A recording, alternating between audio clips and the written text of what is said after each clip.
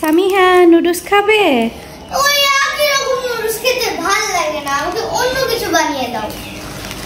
Noodles দিয়ে কি বানাবো? আমি কিছু জানি না, তুমি আমাকে নুডলস দিয়ে কিছু একটা বানিয়ে দাও, ইচ্ছা করতেছে। সামিহার আবদারে নুডলসটাকে একটু অন্যরকম করে খাওয়া যাক। বিকেলের নাস্তায় বাচ্চাদেরকে একই রকম খাবার দিলে বাচ্চারা খেতে চায় না, এটা আমরা সব মায়েরাই জানি। তাই চলুন নুডলসটাকে একটু অন্যরকম করে রান্না করে বাচ্চাকে দেওয়া যায়। আসসালামু আলাইকুম এভরিওয়ান, ওয়েলকাম টু সামিহাস কিচেন। দেখুন খুবই সহজে এই নাস্তাটা তৈরি করা যায়। বাসায় থাকা উপকরণ দিয়ে তৈরি করুন মজাদার এই নাস্তাটা। প্রথমে হচ্ছে নুডলসগুলোকে খুব ভালোভাবে সিদ্ধ করে নিব। আমি এখানে মিস্টার নুডলস ব্যবহার করেছি, আপনারা চাইলে যে কোনো নুডলস দিয়ে এই নাস্তাটা তৈরি করতে পারেন। নুডলসটা সিদ্ধ হওয়া পর্যন্ত অপেক্ষা করব। এ পর্যায়ে আমাদের নুডলসটা সিদ্ধ হয়ে এসেছে। একটি স্ট্রেনারে নিয়ে ঠান্ডা পানি দিয়ে ধুয়ে নিয়েছি। প্রথম যে উপাদান সেটা হলো এই যে সিদ্ধ করা নুডলস, সেটা আমি দিয়ে দিলাম। এখন হচ্ছে দিয়ে দিচ্ছি একটি ডিম। এখানে আমি একটি ডিমই ব্যবহার করেছি 2টি নুডলসের জন্য। আপনারা চাইলে পরিমাণে কম বেশি করতে পারেন, 2টা নুডলসের জন্য 2টা ডিমও দিতে পারেন।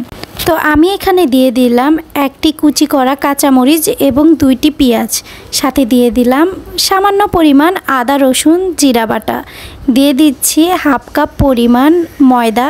আপনারা চাইলে এখানে চালের গুঁড়া কিংবা আটা যে কোনো একটা দিলেই হবে। এখন হচ্ছে সবগুলো উপকরণ নুডলসের সাথে একত্রিত করব। তো দেখুন আমি কাজটি কিভাবে করছি। যেহেতু এখানে ময়দা ব্যবহার করেছি, বেশ আঠালো হয়ে যাবে, এজন্য খুব ভালোভাবে মাখিয়ে নিচ্ছি।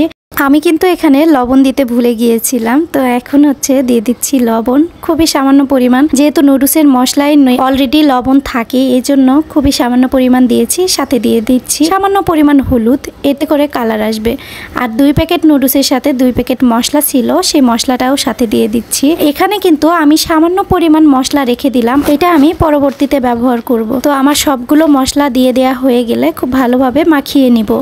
চুলায় একটি কড়াই বসিয়ে দিয়েছি, দিয়ে দিলাম পরিমাণ মতো তেল, আর একে একে বড়ার শেপ করে নুডলসটা দিয়ে দিচ্ছি। এটা কিন্তু আপনারা যে কোনো শেপেই তৈরি করতে পারেন। আমি একটু বড় সাইজে তৈরি করেছি, যেহেতু এটা পাকোড়ার মতো হবে, বাচ্চারা খেতে অনেক বেশি পছন্দ করবে। এ পর্যন্ত দেখে যদি আপনার কাছে আমার ভিডিওটি ভালো লেগে যায়, please support and subscribe my channel. আর আপনি যদি অলরেডি এই কাজটি করে থাকেন, আপনাকে অসংখ্য ধন্যবাদ আমাকে সাপোর্ট করার জন্য। যারা নতুন আমার ভিডিওটি দেখছেন, অবশ্যই চ্যানেলটি সাবস্ক্রাইব করবেন, বেল বাটনটি অন করবেন, এতে করে আমি নতুন ভিডিও ছাড়লে সবার আগে আপনার কাছে নোটিফিকেশন যাবে। চাইলে পেজ ফলো করতে পারেন।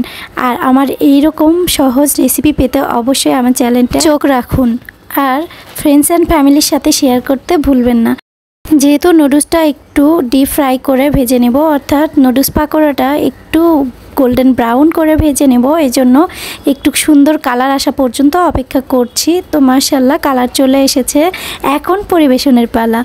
আর আপনাদের সামিহার থেকে শুনে দেখুন কতটা টেস্টি হয়েছে আজকের এই সহজ রেসিপি। নুডলসটা একটু ভিন্নভাবে বাচ্চাদেরকে পরিবেশন করলে বাচ্চারা অনেক বেশি পছন্দ করে।